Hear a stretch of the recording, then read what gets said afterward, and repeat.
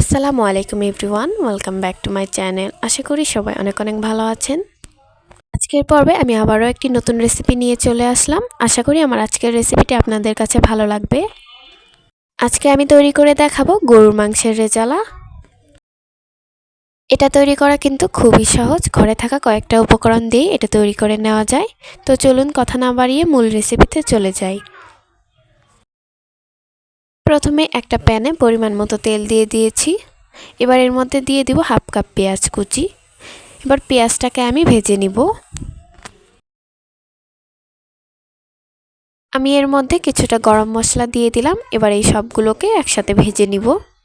পেঁয়াজটা খুব বেশি ভাজা যাবে না, হালকা নরম হয়ে আসলে এর মধ্যে আমি দিয়ে দেব 1 টেবিল চামচ আদা রসুন বাটা ও 1 টেবিল চামচ পেঁয়াজ বাটা ও 1 চা চামচ জিরা বাটা। এবার এই সবগুলোর কাঁচা গন্ধটা যাওয়া পর্যন্ত এগুলোকে হালকা ভেজে নিব। সামান্য পানি দিয়ে দিচ্ছি যাতে মশলাটা নিচ থেকে পুড়ে না যায়। এখন এতে দিয়ে দিচ্ছি হাফ চা চামচ হলুদ গুঁড়ো, 1 চা চামচ ধনিয়ার গুঁড়ো, 1 চা চামচ গরম মশলার গুঁড়ো, আর দিয়ে দিচ্ছি 1 টেবিল চামচ রাঁধুনি গরুর মাংসের মশলা। এবার এই সবগুলোকে আমি ভেজে নিব। এবার সামান্য পরিমাণে পানি দিয়ে এই মশলাগুলোকে খুব ভালো করে কষিয়ে নিব।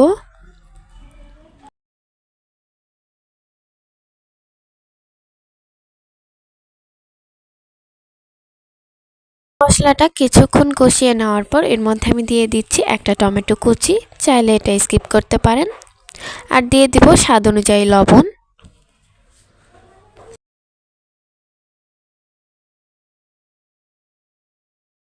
এবার এগুলোকে আরও কিছুক্ষণ কষিয়ে নিব। মশলাগুলো ভালো করে কষিয়ে নেওয়া হয়ে গেলে এর মধ্যে আমি দিয়ে দিব গরুর মাংস। গরুর মাংসগুলোকে আমি আগে থেকে ভালো করে পরিষ্কার করে কেটে রেখেছিলাম, সেটাকে এর মধ্যে দিয়ে দিলাম। এবার এটাকে নেড়েচেড়ে ভালো করে মিশিয়ে নিব। এবার একটা ঢাকনা দিয়ে ঢেকে মাংসগুলোকে আরও কিছুক্ষণ কষিয়ে নেব।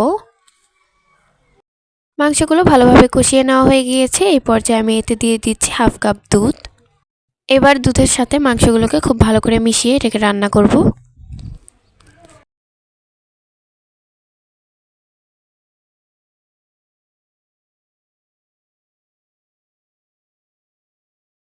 আর এই পর্যায়ে মাংসটা সেদ্ধ হওয়ার জন্য আমি এর মধ্যে দিয়ে দিব পরিমাণ মতো পানি। পানির সাথে মাংসগুলোকে খুব ভালো করে নেড়েচেড়ে মিশিয়ে নিব। এবার একটা ঢাকনা দিয়ে ঢেকে এটাকে রান্না করব। মাঝে মাঝে ঢাকনা উঠিয়ে একটু নেড়েচেড়ে দিব।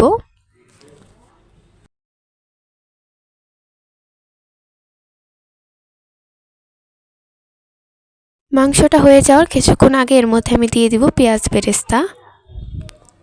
এবার আর 5 মিনিটের মতো রান্না করে এটাকে নামিয়ে নিব। আমার মাংসটা হয়ে গিয়েছে, এবার এটাকে নামিয়ে নিব। এখন আমি একটা বাটিতে মাংসগুলোকে পরিবেশন করে নিব।